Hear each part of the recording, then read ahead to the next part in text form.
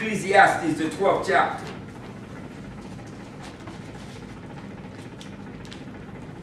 Because when death occurs, man returns back to the state he was before he was given life. Again, he goes back to the dust of the ground. That's why Jesus said, I'm going to call you again. Talking about the raising of the dead. This is where he brought man from in the first place. And man sinned, and he took life away from him. And he sent him back into non-existence, back into the earth. Ecclesiastes 12:1. You go ahead when you get there. Listen to what Solomon, the wisest man to have ever lived. Remember now that I created in the days of thy youth, while the evil days come not, nor the years draw nigh, when thou shalt say, I have no pleasure in them. Again, remember the Lord while you're still young. You truly can serve. But it's a blessing to serve God at any time. Yes. But while you're young, focus your mind on him, and it'll do you well. 2, and go ahead. While the sun or the light or the moon or the stars be not darkened, or the clouds return after the rain. He's just reiterating what he said in the first verse when he said, you remember the Creator in the days of your youth. You remember the Lord while you still have vitality. Don't wait until you're old and broken down. Call on him now. As I always say, it's a blessing to be able to call on him whenever you can. But go ahead. While the sun or the light or the moon or the stars be not darkened, or the clouds return after the rain. Go ahead. The day when the keepers of the house shall tremble. The strong men shall bow themselves. And what he's talking about, he's giving us like an analogy. And this is a person whose age.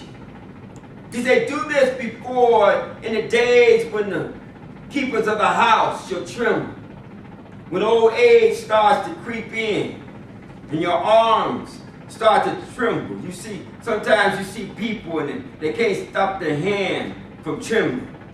He said, the strong man shall bow themselves. By the time you see, and the elderly, they kind of stoop over. It's hard to stand up straight. He said, and the grinders cease because they're few. All of a sudden, your teeth start to fail. Go ahead. And those that look out of the windows be dark. Your eyes start to dim. I kid you not. There's a young lady, and I know her. I'm standing in the hall of the hospital, and she waved to me, and I'm looking at her. But I couldn't see well. So I'm hoping I see her again so I can apologize to her, because she's looking me dead in my face. But unfortunately, she was at a distance where I really couldn't see her clearly, but I should have known it was me. I was standing at the end of the hall. There was nobody else. And she's waving, and I just looking at her like she was crazy. And that was truly because my eyes. I have on my glasses. I'm looking at her now, and I can see, I can make out her face, but really, I really can't see. Now I'm going to tell you, and if I put my glasses on, it will improve, but not much better. But go ahead. And the door shall be shut in the streets. And the sound of the grinding is low. Even your ears, it starts to begins to be hard to hear. Because again, old age is creeping in. Go ahead. And he shall rise up at the voice of the bird. It begins to be hard to sleep. Go ahead. And all the daughters of music shall be brought low. Also when they shall be afraid of that which is high. And again, what we begin to fear most of all when we begin to age is what we see as inevitable. We start to fear the unknown. We start to fear death. Go ahead. And fear shall be in the way. The almond tree shall flourish, and the grasshopper shall be a burden. It becomes just to move about becomes a burden. Sometimes I walk and I look at the vitality of the youth, and I say, I long just for that. Just for me and my wife, just to be able to walk briskly about. See, we take so many things for granted. we just go about our business and not taking the time to sometimes just appreciate the simple things in life. But go ahead. And desire shall fail. Because man goeth to his long home. Go ahead. Mourners go about the streets. Again, the long home that man is going back to is the dust of the ground. He said, the mourners go about the street because this one is dying. Verse 6, go ahead. Or ever the silver cord be loose. Go ahead. Or the golden bowl be broken. Uh-huh. Or the pitcher be broken at this fountain. And again, go ahead. Or the wheel broken at the cistern. See, because what is taking place is once death comes, you can't reverse it. You can't repair it. Verse number 7, go ahead. What happened? And shall the dust return to the earth as it was. Again, because man was taken out of the dust of the ground. God breathed into his nostrils the breath of life, and he became a living soul. And when he dies, when that breath is taken back from him by God, he returns back from whence he came, back to his home. He said, then shall the dust return to the earth as it was. Man goes back to the heart of the earth. Go ahead. And the spirit shall return to the God who gave. The breath that gave man life in the first place goes back to God. Turn over to Ecclesiastes, the 9th chapter. Because now what happens to this man that has faced death? 9 and 2. What happens with man's thoughts when death occurs? Go ahead. All things come alike to all. He said this happens to everybody. It happens to all. Go ahead. There is one event to the righteous and to the wicked. To the good and to the clean. Go ahead. And to the unclean.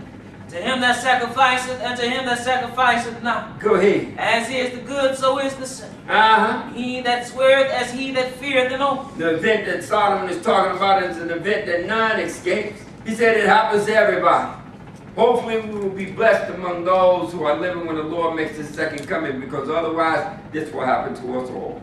Go ahead.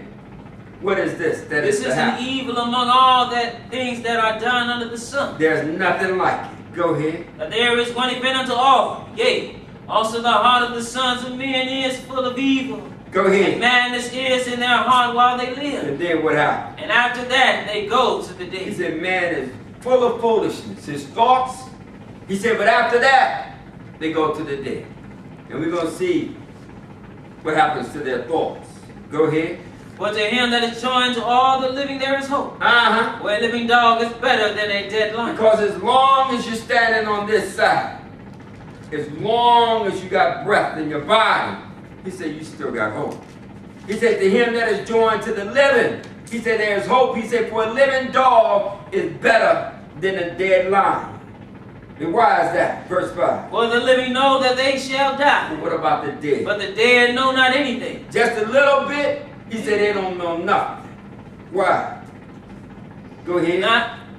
The dead know not anything, neither have they any more reward. For the memory of them is forgotten. Again, nobody's walking around smiling down from heaven. Nobody's in hell being tormented. A lot of times people will point up to their loved one. There's no one there. The dead went back to from whence they came, from nothing. They ceased to exist. All of them ceased to exist. And when I say all of them, what we want to do is we want to hold on to something. Death is scary. And so we want to think that some of us continues. And that's why man came up with this false doctrine of man being comprised of a soul or a spirit. Something has to continue on after death. The only thing that continues after death is the memory of those that have died. Death is an unconscious state, because in death one ceases to exist. If you've ever passed out, not saying that you would want that experience to experience it, but if you've ever cut off your airway and just passed out, it's instantaneous. There's no thought, there's no nothing. You just pass out. That's like death. There is no thoughts, There's no memory. There's nothing. You go back from what you were before you came into nothing. That's why the Lord's saying, I'm going to call and they're going to come forth. He's going to call them out of nothing into existence, just like he did the first time. But go ahead. Also their love and their hatred and their envy is now perished. Neither have they any more a portion forever in anything that is done under the sun. Drop down to verse number. He said, no more portion forever in anything that is done under the sun. No hates, no ghosts. There's nobody walking around haunting people or anything. There's no such thing as talking to the dead. Pick it up at verse 10. What he say? So he's telling you, based on the state of the dead, what is it that we need to do? Whatsoever thy hand findeth to do, do it with thy might. You do all you can, to the best of your ability, while you can. He said, whatsoever your hand findeth to do, he said, do it with thy might. And what you need to do first and foremost, serve the Lord. Because that's what's truly going to benefit you.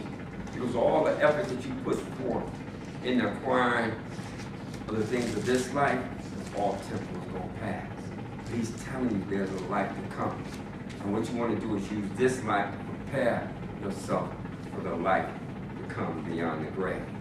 Go ahead. For there is no work, nor device, nor knowledge, nor wisdom in the grave whither thou goest. There's no reason, there's no intelligence, there's no thoughts, there's no nothing in the grave. Again, one ceases to exist. Turn over to Psalm 146. And see, death is not for those that are dead. Death is for the living. God invoked that punishment upon man so that man would take stock, so that man would look and would reason. But the dead, they have no thoughts. They don't know anything. 146 and verse number 3. And here David is going to tell us the same thing as Solomon concerning the thoughts of the dead. 146 and 3. Go ahead when you get there. But none yet trust in princes, nor in the Son of Man, in whom there is no help. He said there's no deliverance in man. He's going to tell you again why not to trust in them. Go ahead. His breath goeth forth. Go ahead. He returneth to his earth. He's going to die just like you if you don't live until the second coming of the Lord. He said don't put your trust in princes or the governments or in individuals in whom there's no deliverance. He said his breath goeth forth and he returns to the earth. And in that very day, what happened? That very day, his thoughts perish. Again, there's no consciousness in the grave. And to show that, turn over to Psalms 88.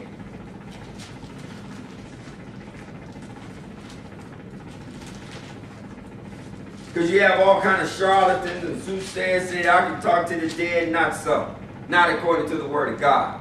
The dead do not exist. When Job said he was going to wait,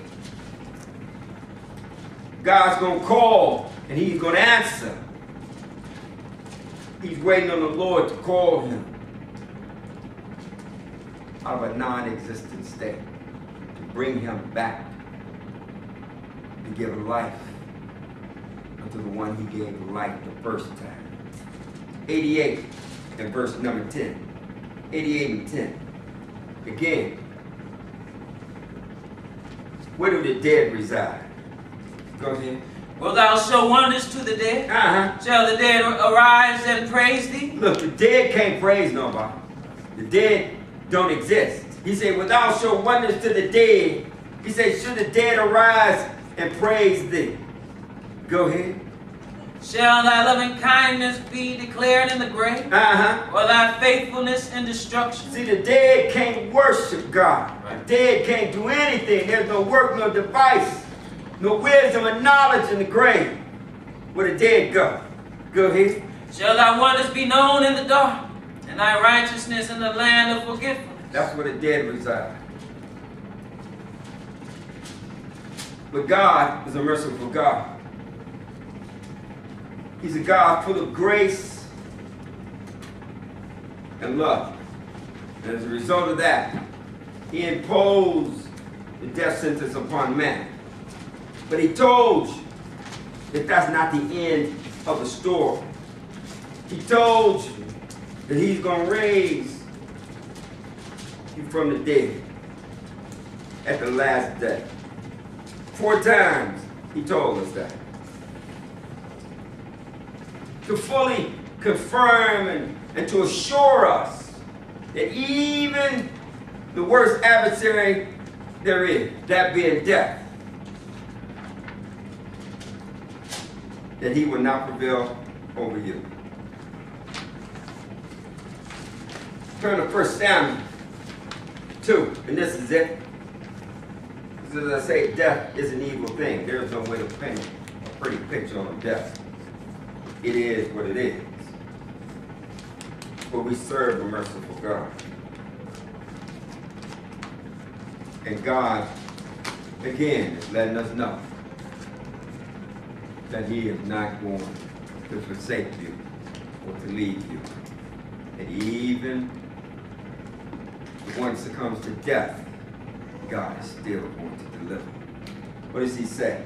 What does it say here? 2 and verse number 6. 1 verse, 2 and 6. What does it say? The Lord killeth and maketh alive. He has the power. He gives life and he takes life away. He said the Lord is the one that kills and maketh alive. And what else does God do?